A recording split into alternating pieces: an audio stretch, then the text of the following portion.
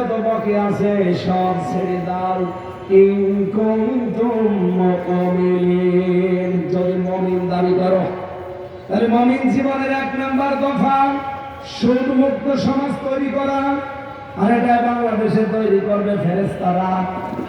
আরো জোরে বলেন, আরো জোরে বলেন।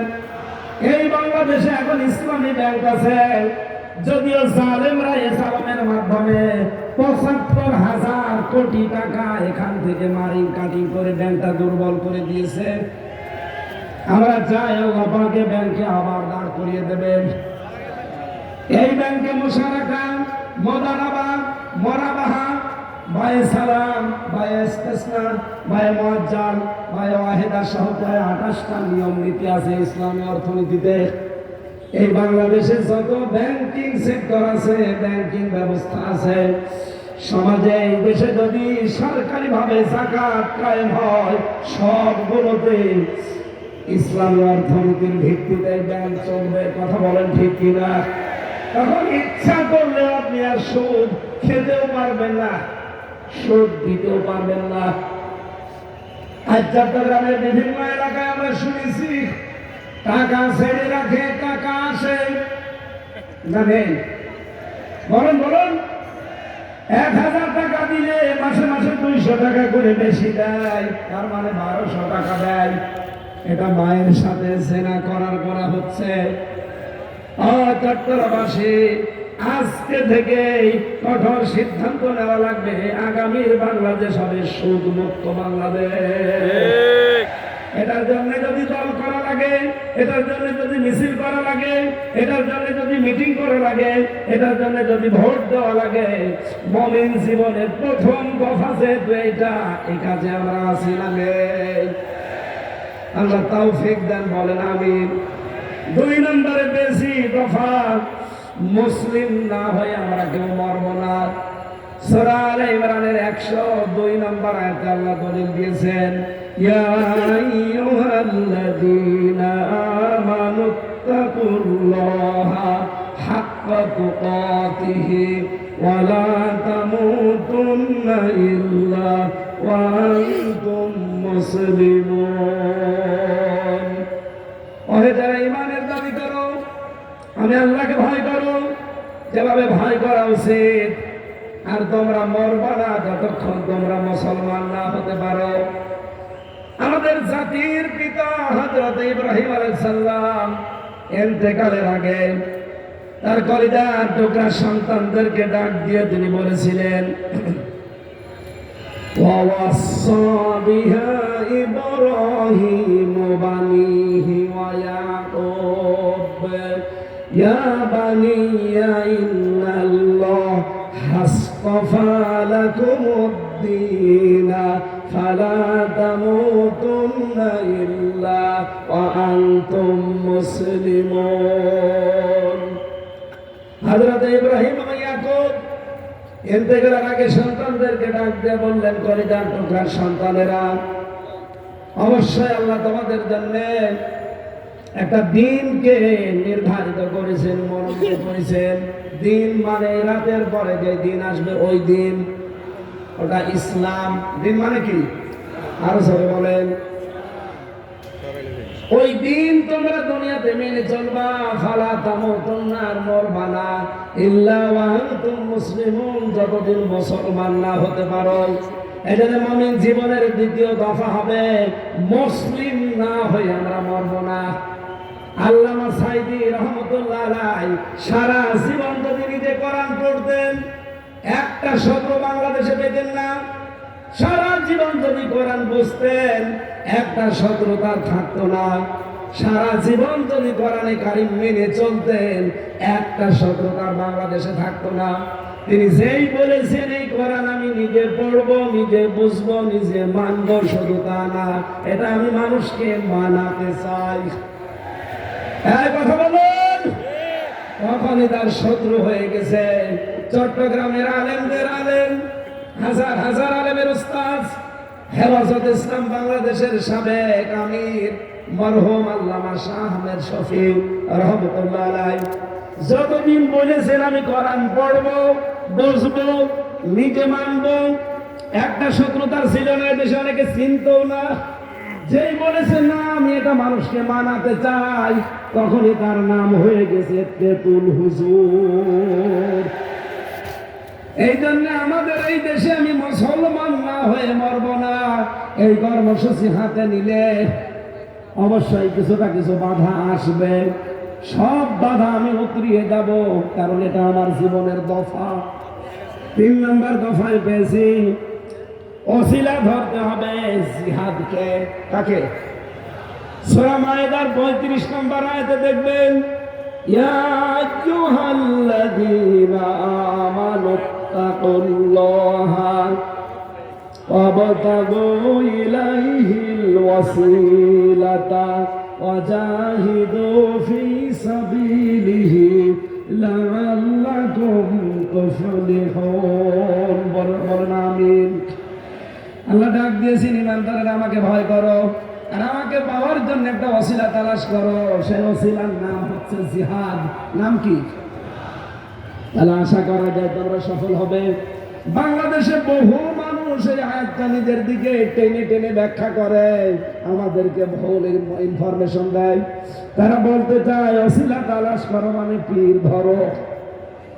কোন তাফসীরে আমি এটা পাইনি, ওরা সব বানিয়েছে। ওসিলা শব্দের ব্যাখ্যা পেয়েছি আমি 3টা। ওসিলা মানে নেক কাজ, ওসিলা মানে কোরআন, ওসিলা মানে 3 নম্বরে নবীর সম্মান। আপনি পীর ধরা লাগবে পেলেন কোথায়? সুতরাং আল্লাহ পর্যন্ত পৌঁছানোর একটাই মাধ্যম আছে উত্তম, সেটা হচ্ছে জিহাদ।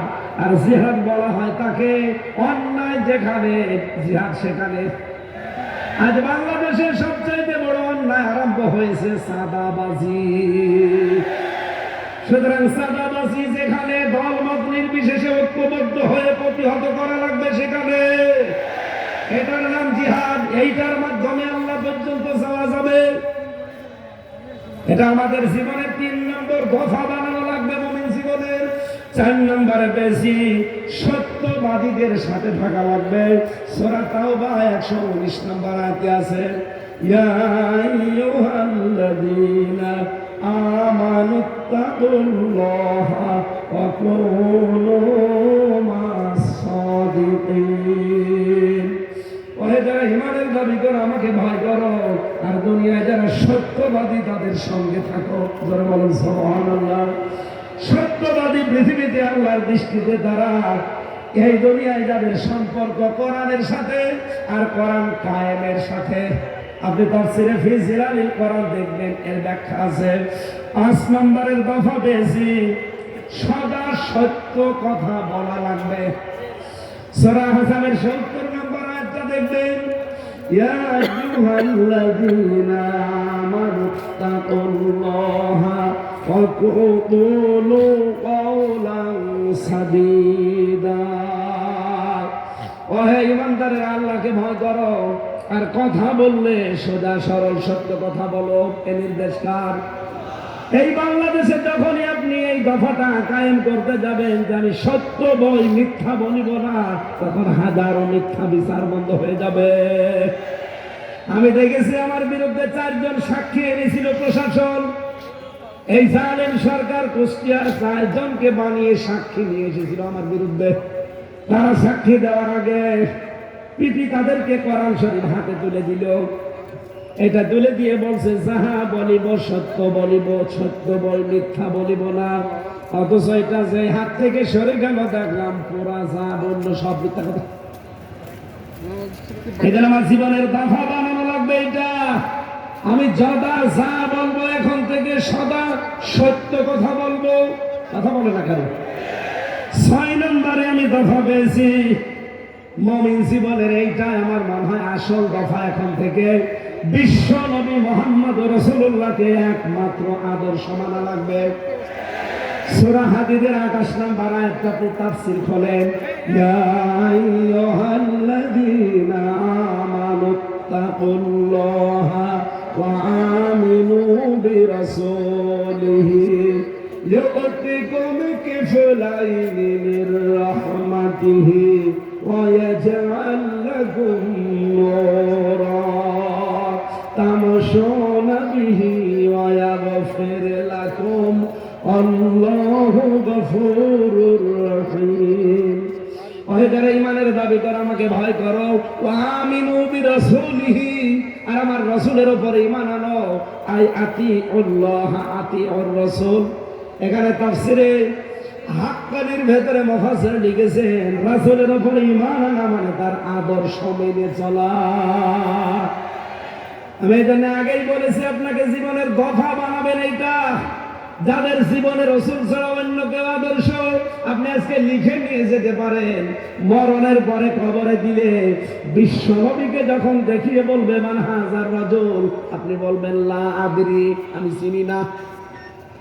কিন্তু আমি বলতে পারবো হাদা নবিয়্যুনা মুহাম্মাদুর রাসূলুল্লাহ সাল্লাল্লাহু আলাইহি সাল্লাম, কারণ আমি এই জীবনে বিশ্বনবী বাদ দিয়ে কাউকে আদর্শ মানি না। আমাদের সবার জীবনে 6 নাম্বার দফা এখন থেকে থাকার দরকার আছে না নেই?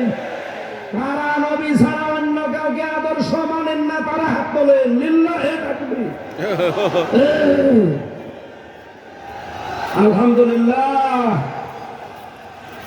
বীর চট্টগ্রামবাসী 7 নাম্বার দফাটা আমাদের এবার শেষ দফা। এটা মুমিন জীবনের 7 নাম্বার দফা হচ্ছে এখন থেকে আখিরাতের পুঁজি তৈরি করে পাঠাবো।